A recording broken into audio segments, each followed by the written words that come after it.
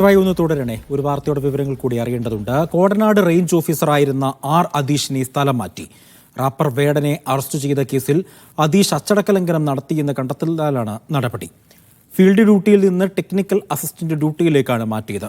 അധീഷിനെ field ഡ്യൂട്ടിയിൽ നിന്ന് ഒഴിവാക്കാൻ വനമന്ത്രി നിർദ്ദേശം നൽകിയിരുന്നു.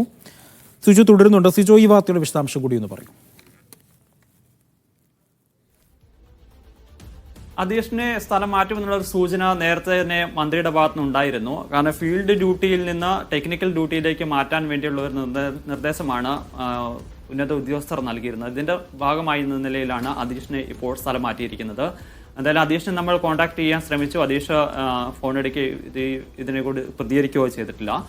നമ്മൾ പ്രതീക്ഷിച്ചതാണ് അദ്ദേഹത്തിനെതിരായിട്ടുള്ള ഒരു നടപടി. കാരണം വേടനെ അറസ്റ്റ് ചെയ്തതിന് ശേഷം ഈ ഉദ്യോഗസ്ഥന്റെ ഭാഗത്തുനിന്നുണ്ടായിരുന്ന പ്രതികരണം അത് അതിര് കടന്നു പോയി എന്നുള്ള ഒരു വിലയിരുത്തലാണ് വകുപ്പിലെ ഉദ്യോഗസ്ഥർക്കും അതോടൊപ്പം തന്നെ മന്ത്രിതലത്തിലുള്ള ആളുകൾക്കും ഉണ്ടായിരുന്നത്. കാരണം മാധ്യമപ്രവർത്തകരുടെ ചോദ്യത്തിനിടയിൽ ഒരു ശ്രീലങ്കൻ ബന്ധം ഇവരുടെ ഫാമിലിക്ക്, വേടന്റെ ഫാമിലിക്ക് ശ്രീലങ്കൻ ബന്ധമുണ്ടെന്നും ഈ പുൽപ്പല്ല് കൊണ്ടുവന്നതുമായി ബന്ധപ്പെട്ട് അത് ഒരു കണക്ഷൻ ഉണ്ടോ എന്ന് ഉൾപ്പെടെയുള്ള കാര്യങ്ങൾ പരിശോധിക്കുന്നുണ്ട് എന്നുള്ള കാര്യം പറഞ്ഞിരുന്നു. അത് ഒരു പക്വതയോടെയുള്ള ഒരു പെരുമാറ്റമായിരുന്നില്ല, അല്ലെങ്കിൽ അത്തരം ഒരു വിസ്തീർണമായിരുന്നില്ല ആ ഉദ്യോഗസ്ഥന്റെ ഭാഗത്തുനിന്നുണ്ടായിരുന്നുള്ളൊരു വിമർശനമാണ് ഉയർന്നത്.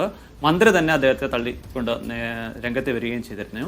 എന്തായാലും അതിൻ്റെ തുടർ നടപടി എന്ന നിലയിലാണ് അധീഷിന് ഇപ്പോൾ സ്ഥലം മാറ്റം നൽകിയിരിക്കുന്നത്.